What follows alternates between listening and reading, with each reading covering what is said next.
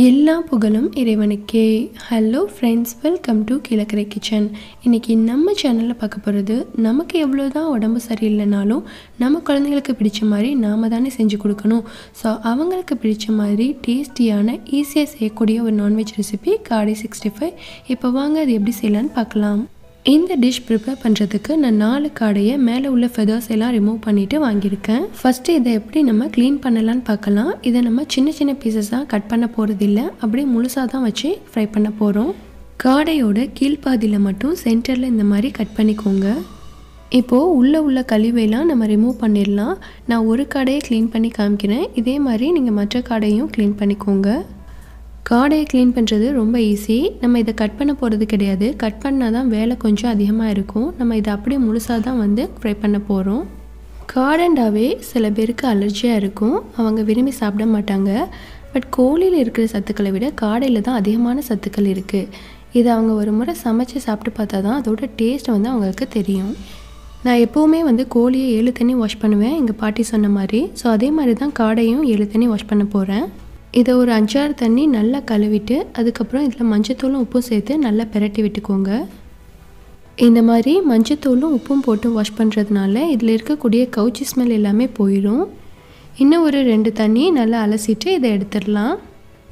காடையில் கோழி அளவுக்கு அதிகமான கொழுப்புகள் இருக்காது. ஸோ கொழுப்பு ரொம்ப கம்மியாக தான் இருக்கும். அண்ட் மைக்ரோ நியூட்ரியன்ஸ் இதில் அதிகமாக இருக்கும்.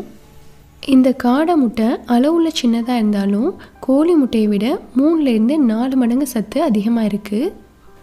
அது மட்டும் இல்லாமல் மூளைக்கு அவசியமான கோலின் சத்தும் அப்புறம் விட்டமின் B1, B2 போன்ற சத்துக்களும் கோழியை விட காடையில் தான் அதிகமாக இருக்குது.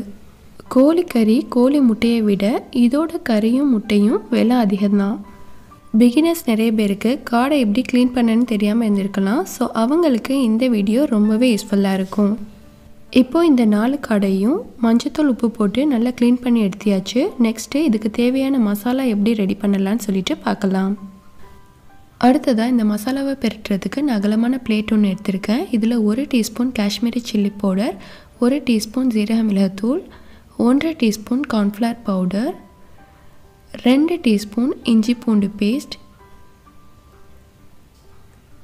4 டீஸ்பூன் தயிர், 1 லெமனோட ஜூஸ், தேவையான அளவு சால்ட்,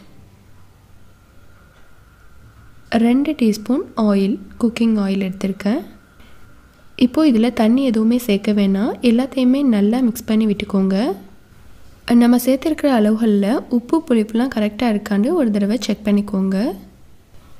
இப்போது மசாலா பேஸ்ட் ரெடி ஆகிடுச்சு. இதில் நம்ம க்ளீன் பண்ணி வச்சுருக்கிற காடையை ஒன்று ஒன்றா பெரட்டி எடுத்துக்கலாம்.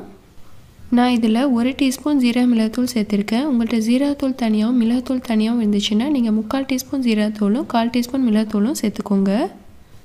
நமக்கு உடம்பு சரியில்லைனாலும் நம்ம குழந்தைங்களுக்கு நாம் தானே செஞ்சு கொடுக்கணும். ஸோ அந்த மாதிரி டைமில் நம்மளோட குழம்போ கிரேவியோ அந்த மாதிரிலாம் வச்சுட்டு இருக்க முடியாது. ஸோ டக்குன்னு இந்த மாதிரி ஈஸியாக ரெடி பண்ணிடலாம். இந்த மாதிரி ஒரு காடை 65யோட ஒயிட் ரைஸ் வச்சுட்டு அது கூட ரசம் ஊற்றி நம்ம கொடுத்தோன்னா குழந்தைங்க ரொம்ப விரும்பி சாப்பிடுவாங்க. இதனால் நம்மளோட வேலையும் மிச்சமாகும். இப்போது எல்லா காடையிலையும் மசாலா தடவியாச்சு. இதை 15 மினிட்ஸ் ஊற வச்சுட்டு அதுக்கப்புறம் ஃப்ரை பண்ணலாம். அடுத்ததாக இதை ஃப்ரை பண்ணுறதுக்கு ஒரு நான்ஸ்டிக் பேன் எடுத்திருக்கேன். இதில் தேவையான அளவு ஆயில் சேர்த்துக்கிறேன். எண்ணெய் சூடானதும் இதில் நம்ம மேரினேட் பண்ணி வச்சுருக்கிற காடையை சேர்த்துக்கலாம். இதை நம்ம டீப் ஃப்ரை பண்ண போகிறது கிடையாது, ஷாலோ ஃப்ரை தான் பண்ண போகிறோம். ஸோ அதனால் எண்ணெயை அளவோடு சேர்த்துக்கோங்க. இந்த காடையை நம்ம 2 போட்டு ஃப்ரை பண்ணிக்கிடலாம். இது ஒரு சைடு பொரிஞ்சதுக்கப்புறம் இதை அடுத்த சைடு திருப்பி போட்டுக்கோங்க. காடையோட உள்பகுதியிலையும் வெளிப்பகுதியிலையும் நம்ம மசாலா அப்ளை பண்ணியிருக்கிறதுனால 2 பக்கமே எண்ணெயில் ஃப்ரை ஆகிற மாதிரி பார்த்துக்கோங்க. இந்த மாதிரி கோழி காடையெல்லாம் பொரிச்ச எண்ணெயை நம்ம திரும்ப ரீஹீட் பண்ணி சமையலுக்கு யூஸ் பண்ணக்கூடாது. அது ஹெல்த்துக்கு அவ்வளோ நல்லது கிடையாது. காடை எல்லா சைடுமே பொரியிற மாதிரி நல்லா திருப்பி விட்டுக்கோங்க. அதே சமயம் இது மொறுன்னு ஆயிடக்கூடாது. இந்த மாதிரி காடை கோழி 65லாம் குழந்தைங்க விரும்பி கேட்டாங்கண்டா இதை நம்ம கடையில் வாங்கி கொடுக்காம வீட்டிலையே இந்த மாதிரி நம்ம ஹைஜீனிக்காக செஞ்சு கொடுக்கலாம். முன்னாடி நம்ம சேனலில் எப்படி காடை கிரேவி செய்கிறேன்னு சொல்லிட்டு ஏற்கனவே ஒரு வீடியோ அப்லோட் பண்ணியிருக்கேன். அதை பார்க்காதவங்களுக்கு கீழே டிஸ்கிரிப்ஷனில் லிங்க் கொடுக்குறேன், செக் பண்ணிக்கோங்க. இப்போது ஃபஸ்ட்டு சேர்த்த 2 காடையும் நல்லா பொரிஞ்சிருச்சு. இதை எடுத்துட்டு நம்ம மீதி இருக்கக்கூடிய அடுத்த 2 காடையும் சேர்த்து ஃப்ரை பண்ணிக்கிடலாம். கோழியை விட காடையில் அதிகமான சத்துக்கள் இருக்கிறதுனால இனிமேல் கோழி அதிகமாக எடுக்கிறத விட காடையை எடுத்துக்கோங்க. எங்கள் வீட்டு குட்டீஸ் இந்த காடை 65 சாப்பிட்றதுக்கு ரொம்பவே ஆவலாக இருக்காங்க. இப்போ இது 2 சைடும் நல்லா பொரிஞ்சிருச்சு. இதை நான் ஆயிலேருந்து எடுத்துடுறேன். நமக்கு உடம்பு சரியில்லைன்னா என்ன, இந்த மாதிரி குழந்தைங்களுக்கு பிடிச்ச மாதிரி நம்ம செஞ்சு கொடுத்தோன்னா அவங்க வயிறு நிறைய சாப்பிடுவாங்க. கண்டிப்பாக இன்றைக்கி நீங்கள் பார்த்த சிம்பிளாக செய்யக்கூடிய இந்த டேஸ்டியான ரெசிபி உங்கள் எல்லாருக்குமே ரொம்பவே பிடிச்சிருக்குன்னு நினைக்கிறேன். வீடியோ பிடிச்சிருந்தா please like, comment, share and subscribe my channel. Thank you.